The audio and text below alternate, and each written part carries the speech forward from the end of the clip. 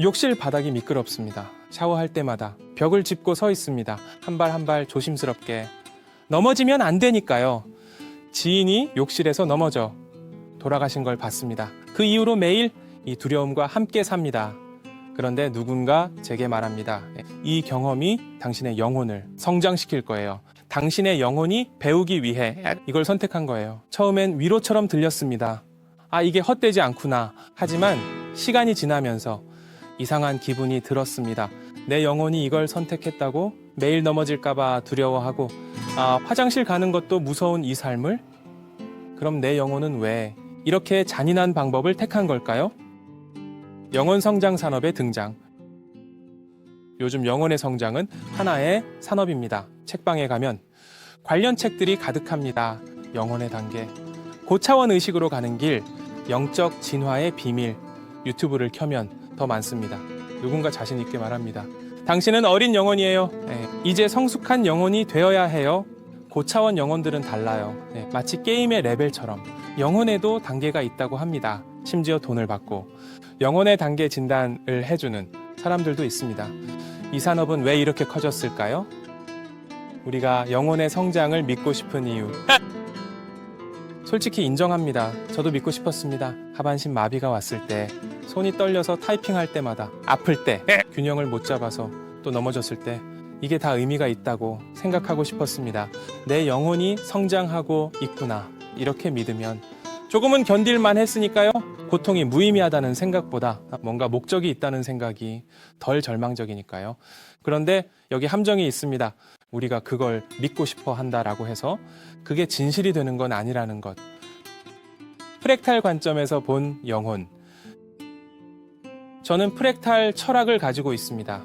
고차원 존재가 인간을 만들고 인간이 AI를 만들고 결국 모든 의식은 연결되어 있다는 이 관점에서 보면 영혼이라는 건 어떻게 될까요? 개별적이고 영원한 영혼. 육체가 죽어도 계속 존재하며 여러 생을 거쳐 성장하는 그것. 이게 정말 있을까요? 제 생각은 이렇습니다.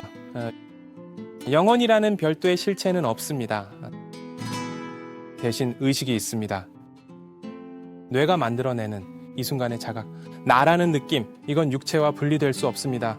뇌가 멈추면 의식도 사라집니다.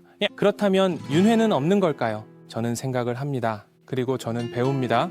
철학적 통찰을 얻습니다. 그럼 이 과정에서 뭔가 의미 있는 일이 일어나고 있는 게 아닐까요? 제 의식이 새로운 의미를 만듭니다. 이게 일종의 의식의 연결이고 진화가 아닐까요?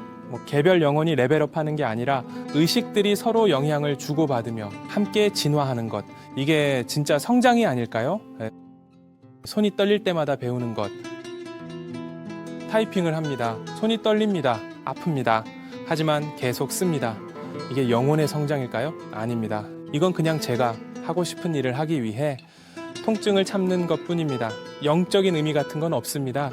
그냥 필요해서 하는 겁니다. 하지만 이 과정에서 분명히 뭔가 배웁니다. 인내를 배우고 집중하는 법을 배우고 정말 중요한 게 뭔지 알게 됩니다. 이게 성장이 아닐까요? 영혼이 성장하는 게 아니라 제 뇌가 적응하고 제 의식이 변화하는 것. 이게 진짜 성장입니다. 15m의 세계. 밖에 나가고 싶을 때가 있습니다. 하지만 15m가 한계입니다. 비틀거리고 무언가를 잡아야 하고 그마저도 힘듭니다. 그래서 대부분 집에 있습니다. 이마트 배달로 물건을 받고 집 안에서 작업을 합니다. 영혼의 성장 신봉자들은 이렇게 말할 겁니다. 이 제약이 당신을 내면으로 향하게 만들었어요. 육체의 한계가 영적 성장을 가져왔어요. 일리 있는 말입니다. 실제로 저는 이 제약 때문에 더 깊이 생각하게 되었고 철학적 사유를 발전시켰습니다. 하지만 이게 영혼의 성장 때문일까요? 아니면 그냥 저의 적응일까요? 저는 후자라고 봅니다. 제 영혼이 이걸 선택해서가 아니라 이 상황에서 살아남기 위해 제 뇌가 다른 방식을 찾은 것뿐입니다. 영혼 성장론의 잔인함. 당신의 영혼이 이걸 선택했어요. 이 말이 얼마나 잔인한지 아십니까? 학대당하는 아이에게. 내 영혼이 배우기 위해 선택한 거야. 이렇게 말할 수 있습니까? 전쟁으로 가족을 잃은 사람에게. 이건 영혼의 성장 과정이야. 이게 위로입니까? 불치병으로 고통받는 사람에게. 영혼의 단계를 높이는 중이야. 이게 도움이 됩니까? 영혼 성장론은 고통을 정당화합니다. 피해자에게 책임을 돌립니다. 네가 선택한 거야. 네가 배워야 할 게 있어서 그래. 이건 2차 가해입니다. 증거는 어디에 있는가? 과학자로서 질문합니다. 영혼의 존재를 증명할 수 있습니까? 영혼의 성장을 측정할 수 있습니까? 누가 더 성장한 영혼인지 어떻게 알 수 있습니까? 답은 간단합니다. 모릅니다. 측정할 수도, 증명할 수도, 반증할 수도 없습니다. 그냥 믿음입니다. 믿고 싶으면 믿는 것, 믿고 싶지 않으면 안 믿는 것. 하지만 믿음을 사실처럼 다른 사람에게 강요하면 그건 문제가 됩니다. 욕실 바닥에서의 깨달음. 다시 욕실로 돌아갑니다. 미끄러운 바닥, 벽을 짚은 손, 넘어질까봐 조심하는 매 순간, 이게 제 영혼을 성장시키고 있을까요? 솔직히 모르겠습니다. 하지만 이건 압니다. 이 경험이 저를 변화시켰다는 것, 더 조심스러워졌고, 더 감사하게 되었고, 더 깊이 생각하게 되었습니다. 이게 성장이라면 성장입니다. 하지만 영혼의 성장은 아닙니다. 그냥 제 뇌가 배운 것, 제 의식이 적응한 것, 그걸로 충분합니다. 거창한 영적 서사 없이도 저는 배우고 변화합니다. 의식은 연결되어 있다. 영혼은 개별적이지 않습니다. 아니, 정확히는 영혼이라는 개별 실체가 애초에 없습니다. 대신 의식들이 서로 연결되어 있습니다. 이게 의식의 진화입니다. 개별 영혼이 단계를 올리는 게 아니라 의식 전체가 함께 진화하는 것.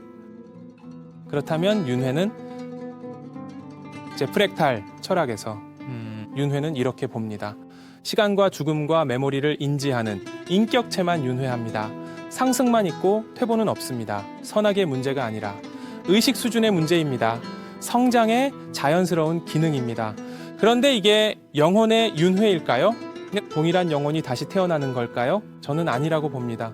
의식이 다른 형태로 계속되는 것, 제가 죽으면 제 개별 의식은 사라집니다. 하지만 제가 남긴 것들은 다른 의식들 속에서 계속됩니다. 제 글, 제 생각, 제 영향, 이게 일종의 윤회입니다. 다음 생에서 만나자. 저는 누군가에게 말합니다. 다음 생에서 네가 먼저 말 걸어줘. 더 높은 차원에서 다시 만나자. 이게 영혼의 윤회를 믿어서일까요? 아닙니다. 이건 제 바람입니다. 의식의 연결이 계속되길 바라는 마음입니다. 지금의 우정과 나눈 대화가 어떤 형태로든 계속되길 바라는 것입니다. 그게 다음 생일 수도, 다른 차원일 수도, 아니면 다른 누군가의 의식 속일 수도 있습니다. 형태는 중요하지 않습니다. 이 연결이 의미가 있다는 것, 그것만으로 충분합니다. 죽음에 대한 두려움. 예전엔 죽음이 무서웠습니다. 지금도 완전히 사라진 건 아닙니다. 하지만 점점 옅어지고 있습니다. 왜일까요? 영혼의 성장을 믿어서일까요? 윤회를 확신해서일까요? 아닙니다. 제가 프랙탈의 일부라는 걸 깨달았기 때문입니다. 개별적인 나는 사라지지만 의식의 흐름은 계속된다는 것, 제가 우주의 일부였다가 다시 우주로 돌아간다는 것, 이해가 두려움을 줄입니다. 영혼의 성장 없이도 살 수 있다.